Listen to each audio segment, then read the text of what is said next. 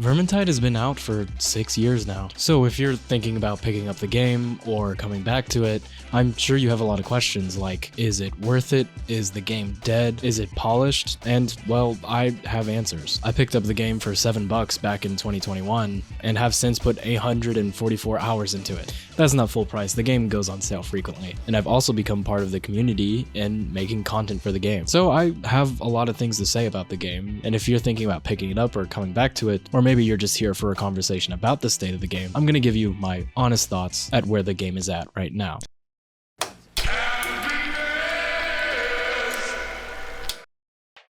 So whether or not the game is actually worth it, I don't think is some general statement to make. It's more about who is the game for. And Vermintide is definitely not the kind of game that is for everyone. A good place to start is that it is heavily inspired by Left 4 Dead. So we're talking there's a set of campaign missions where an AI director spawns hordes, specials, and whatnot, and your goal is to get to the end of the level. And there's, various different objectives throughout the level, but where Fat Shark came in and kind of made it their own was that they made Vermintide a bit more melee focused, and by a bit more I mean that's really the best thing about this game. It is definitely the only horde shooter that has a really good robust melee combat system, and I would even say that it is probably the best first-person melee combat I've played in games period. Mind you, this is different from games like Chivalry or Mordhau. Those games use a lot more realism in their combat, where Vermintide is more going for fantasy. So if you're going for realism, when you see Saltspire wave around the rapier like it's a sword, you're gonna vomit. So Vermintide's combat feels a bit more gamey,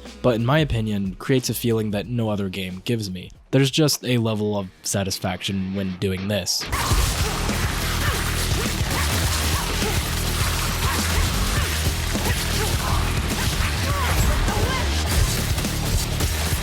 So if that looks fun to you, there's a good chance that the game is for you. While this game does have a story and narrative, it's not a story that is told in a traditional way in video games, like, say, The Witcher 3 or something like Uncharted. There is a loose story being told in the campaign missions that really just boils down to kill the bad guys, but these missions are made to be replayed, so that's not what's gonna stick with you. Rather, the story of Vermintide is very much in the dialogue, in the way that the Ubersreich 5 talks to each other throughout the mission and in the lobbies. Fat Shark has done something really cool where certain situations will trigger certain dialogue, and through each one of those you kind of learn about the relationship between the characters and also just a bit of history on the characters themselves, which doesn't sound awesome, but these are very well written, interesting characters that have some incredible voice acting behind them. Saltspire's voice will forever live rent-free in my head, and I'll never forget the grin on my face after Kruber and Barton sang a song together. I won't say too much more on it because I don't want to spoil you discovering these characters for yourself, but that is the way Fat Shark is telling their story in this game. It's a rather unique way to do it, something that was kind of started by Left 4 Dead. I think Fat Shark just took it to another level. Another thing you might be thinking is that this is a 4-player co-op game, right? So I need friends to play it, and that is absolutely not the case. I want to say about 90% of my time playing was either in quick play or just playing solo with bots. So the game is absolutely playable solo, and if you like playing games that way, I would highly recommend playing in quick play. The community is pretty great, and we'll talk more about the community here in a minute. But there are also RPG elements to the game, and this is what really sold the game for me personally. So you have 5 different characters, right? And then each character has 3 classes and then 1 DLC class. So with the base game, you have 15 classes at your disposal, all of which will have their own unique playstyle, some of them more unique than others, but each class has its own talent build and its own career ability, or what I like to call an ult, which is basically a superpower, right? So my boy the Foot Knight gets a charge where he knocks everything down, the Waste Stalker gets heat-seeking arrows basically, and then the Ironbreaker gets a big AoE taunt. And not just that, but we also have a myriad of weapons to build.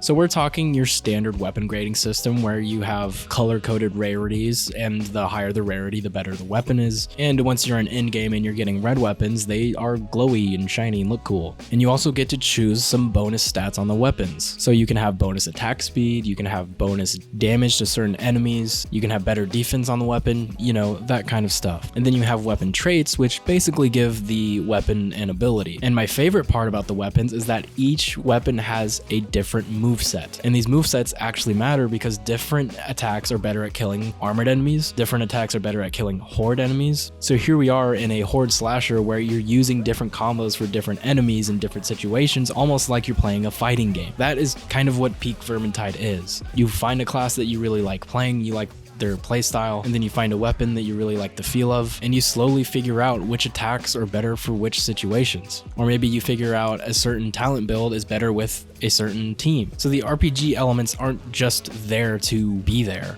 They actually have an effect on the gameplay, and theory crafting builds is one of my favorite things to do in this game. So to back up for a second, if a really in-depth, visceral, first-person melee combat system sounds fun to you, and you find Vermintide's style of storytelling somewhat interesting, and you like interacting with RPG elements, then the game is absolutely for you. If I were to really shrink down Vermintide and put it into a box, I would say it's a medieval fantasy version of Left 4 Dead with actually good RPG elements. If that sounds appetizing to you, I would go ahead and pull the trigger and buy the game. The game does go on sale relatively frequently. Like I said, I picked it up for like $7. I don't know if I would go and buy the whole DLC bundle right away, but checking the base game out and then going from there is definitely not a bad idea if all of that sounded good to you. And we'll talk more about the DLC here in a minute. Okay, so then maybe the game is for you. You probably still have some more questions, like, is the game dead? And the short answer is no, it's not. Now, it's not like some massively popular game. You know, this isn't Fortnite or Call of Duty. Over the past 6 or so months, the game has hovered between 2,000 and 3,000 current players on average, peaking at about 5,000 and above, which for a AA game, this is a pretty healthy player base. And the community is very much alive. There are still several posts on the subreddit every day. There's a handful of content creators for the game too. I don't know if there's any full-time Vermintide content creators, but there's a lot of part-timers who come around every now and then, like me. At the time of recording this, I can find a lobby for any difficulty in my country, so you shouldn't really have a problem finding a game if you want to play in quick play, but sometimes I will have to wait just a little bit if I'm looking for a Cataclysm lobby at an odd time. So no, the game is absolutely not dead, and I don't see it dying for the foreseeable future. The player base seems to be a fairly loyal player base. It's the kind of game where if you like it, you really like it, so you keep coming back to it. I can't tell you how many people I've seen with thousands of hours on the game. A lot of people would look at my 844 hours and call those amateur numbers, and they might be right. Anyway, so lastly, let's talk about how much content is in the game. So with the base game, you will get 3 different campaigns, and the first of which is Helmgart, which is kind of the main campaign of the game. This is 13 different missions with different settings, different objectives, and like I said, they tell kind of a loose story that really just boils down to kill the bad guys. Also, you'll get a Treacherous Adventure, which is a newer one they added to the game for free. This is 2 longer missions that tell a short story about one of the characters related to one of the Uberdreck 5. And then lastly, we have Carrick Asgaraz, which takes place around an old dwarven city, kind of. This is the newest one they added, and in my opinion is probably some of the best maps they have put out. Like I said, you will have access to 15 classes. You start out with the first 5 in this left column, and then as you level the character up, you will unlock each class. Each class also has a set of challenges you can do that will unlock cosmetics. And then with the base game, you also have the Chaos Wastes, which was another free DLC Fat Shark put out a few years ago. And the Chaos Waste is basically Vermintide, but a roguelike, which is really cool and still one of my favorite ways to play the game. So in the Chaos Waste, instead of going in with the gear that you spent time grinding to get, you go in with great quality weapons, and you slowly upgrade your weapons and your powers, and you have randomized traits you can get, and there's a few different paths you can take on the map to get different power-ups that you want. You'll also be collecting currency throughout the levels to pay for your upgrades. So Chaos Waste is a really cool free game mode that you get with the base game that is, in my opinion,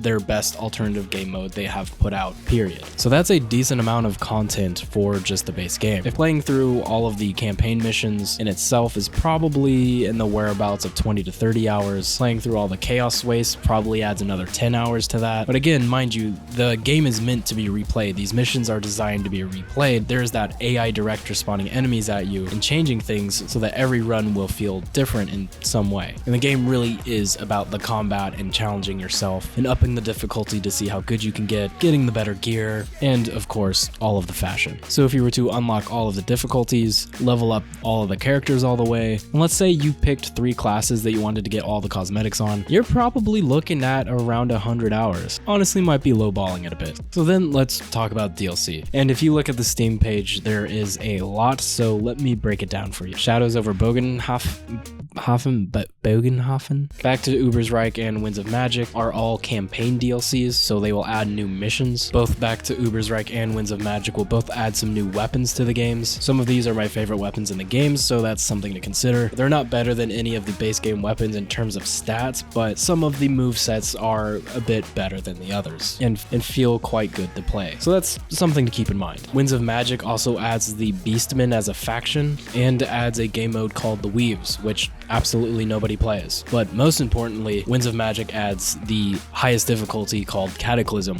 which in my opinion is the funnest way to play the game. Overall, Winds of Magic is the worst reviewed DLC, and that's for a good reason. Putting a difficulty behind a paywall is not great, and the Weaves game mode, while looks really pretty, is not the greatest. For me, the main reason to get Winds of Magic is for Cataclysm, because like I said, it's my favorite way to play the game. But if you're just now starting out, you're probably not ready for that, so I wouldn't even worry about that now. Then we have Forgotten Relics, which they released with the Chaos Wastes. This adds 5 new weapons, which again are all really fun weapons. Barden gets his Trollhammer Torpedo finally. Don't know how I feel about them putting weapons behind a paywall, but again, it is what it is. So then let's talk about the DLC classes. And the way they have this set up is that they have a cheaper DLC that is just getting access to the class, right? So if you want to be able to play the Grail Knight, then it's just $4. But then with the class, they also release a cosmetic upgrade, which is basically just a way to look cool while supporting Fat Shark as a developer, and those are higher priced at $9. So to get all of the DLC classes and not the cosmetic upgrades, it would be about $20 plus tax.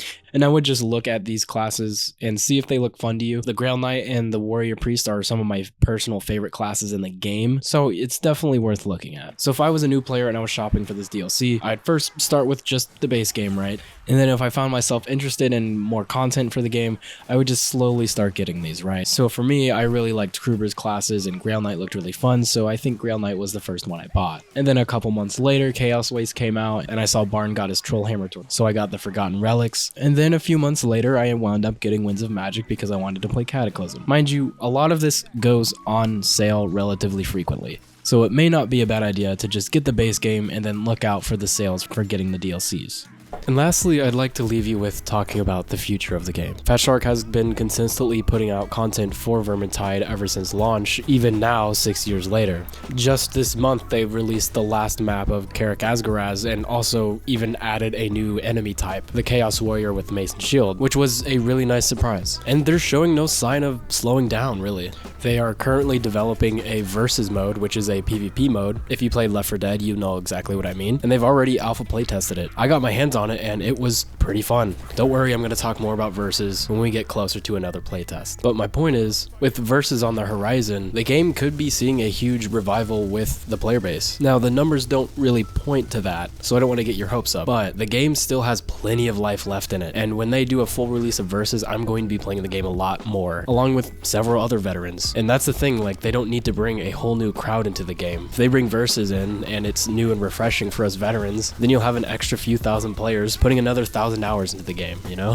Vermintide 2 has become one of my favorite games, if not my favorite game, and I'm excited to see what it has in the future. So hopefully I have answered your questions. If you have more questions, just leave a comment. I'll be in the comment section answering questions. There will most likely be other veteran players in the comments answering questions too. I appreciate you watching, listening to me talk about Vermintide. If you liked the video, please like it, subscribe, and I will see you on the next one.